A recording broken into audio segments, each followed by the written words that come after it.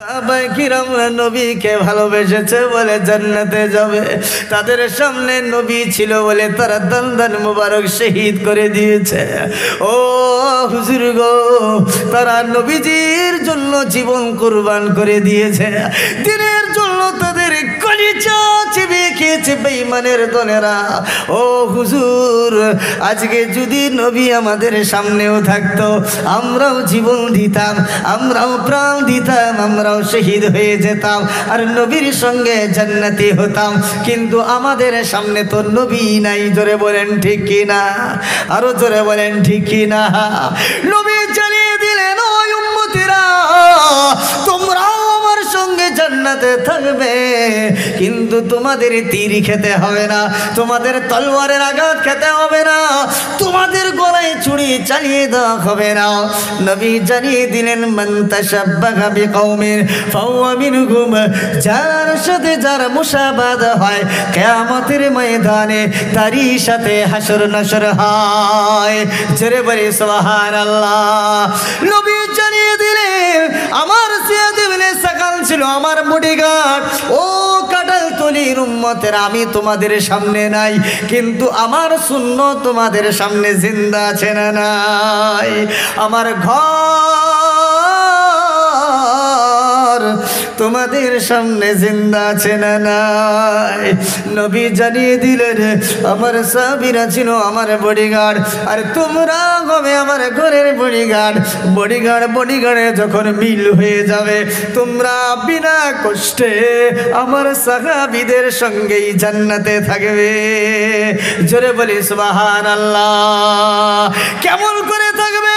যেমন জিয়াদ বলেছেন, আমার লাশটা নবীর সামনে থাকলে আর জান্নাত জাহান্নামে দিতে পারবে না। ঠিক তেমনি ভাবে আমি যদি আমার উম্মত যদি আজকে আমার ঘরের বডিগার্ড হয়ে যায়, আজকেও আল্লাহর কুদরতি ক্যামেরায় ফটো উঠে যাবে, আর কিয়ামতের ময়দানে আপনার হাত খানাও আল্লাহর নবীর ঘরের বডিগার্ড হয়ে চিহ্নিত হয়ে যাবে। জোরে বলি সুবহানাল্লাহ। তাই আজকে দেখতে চাই নবীর সাহাবী নবীর বডিগার্ড হয়ে 58টা তীর খেয়ে 22খানা তলোয়ারের আঘাত খেয়ে নবীর সঙ্গে জান্নাতি হবেন। আর নবী জানিয়ে দিলেন, শেষ জামানায় আমার ঘরের যারা বডিগার্ড হবে, ওই সাহাবীর সঙ্গে সেও জান্নাতি হবে। তাই আজকে আমি দেখতে চাই এই কাটালতলি মাদ্রাসায় আজকে 3টা বাচ্চার মাথায় হাফিজে পাগড়ি পরিধান করিয়ে দিল। এই 3টা বাচ্চার মাথায় পাগড়ি পরিধান করা হলো। আমি বলতে চাই, অনেক মাদ্রাসা আছে 10 বছর পরেও একটা হাফিজ বাহির হয় না, কিন্তু এখানে গত বছর আমার নিজে হাতে অনেক বাচ্চাদের মাথায় পাগড়ি প্রদান করেছি। এবারও আমার হাত দিয়ে কয়েকটা বাচ্চা, 3টা বাচ্চার মাথায় আমি পাগড়ি পরিধান করিয়ে দিলাম।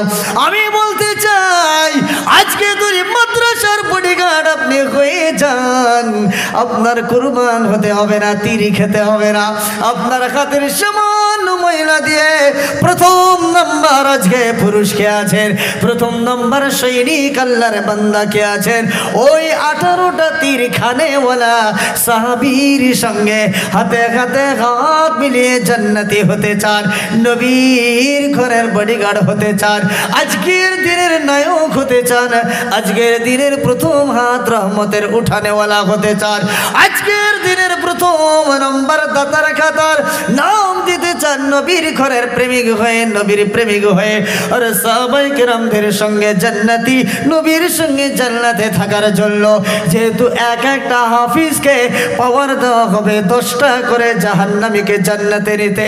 তাই আজকে আমি দেখতে চাই এতগুলো মানুষের ভিতরে প্রথম নাম্বার একজন সৈনিক আমি দেখতে চাই, বাবা মাকে স্মরণ করবে, মাদ্রাসাকে ভালোবেসে, বাচ্চাদেরকে ভালোবেসে, কবরকে মনে পড়ে, হায় রে বাবা মা কবরে চলে গেছে তাদের কথা মনে করে আজকের দিনের সৈনিক মাত্র 10,000 টাকা একজন মানুষকে আছে।